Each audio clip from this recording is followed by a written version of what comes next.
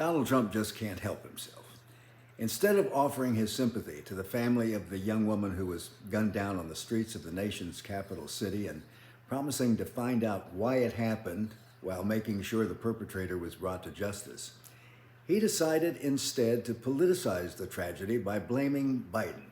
He bellowed that the Afghan national who committed the crime wasn't fully vetted when he came into this country. This is where our Trump rule kicks in, namely to learn the truth, just reverse everything Trump says. So, want to know the truth? According to people with direct knowledge of this case, this guy underwent thorough vetting by counterterrorism before entering the United States. He was vetted years ago before working with the CIA in Afghanistan, and then again before he arrived here in 2021. Those examinations involved both the National Counterterrorism Center as well as the CIA. In December of last year, he applied for asylum. His application was approved in April of this year. Yes, during the Trump administration. Trump will never pass up an opportunity to politicize a disaster.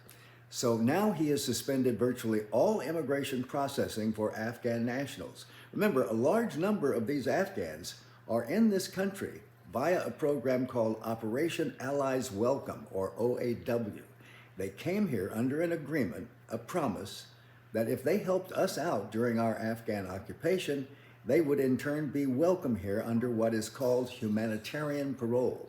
That was because if they had stayed in their home country and were discovered to have helped the Americans, their lives and the lives of their families would have been very much in danger. Biden, in fact, was heavily criticized for leaving some of them behind. Now, with Trump, as usual, it's all Biden's fault, because with Trump, it's always a zero-sum game. There has to be a winner and a loser. How about this? The fault lies not with Biden, not with Trump, but with the perpetrator, period. Isn't that always the argument you use, Mr. Trump, to defend your argument on guns every time there's a mass shooting? The good news, this man, Donald Trump, is destined to be remembered by history for what he is, a sleazy grifter who conned his way to the presidency, where he almost turned our democracy into an authoritarian government dominated by technocrats, fascists for short.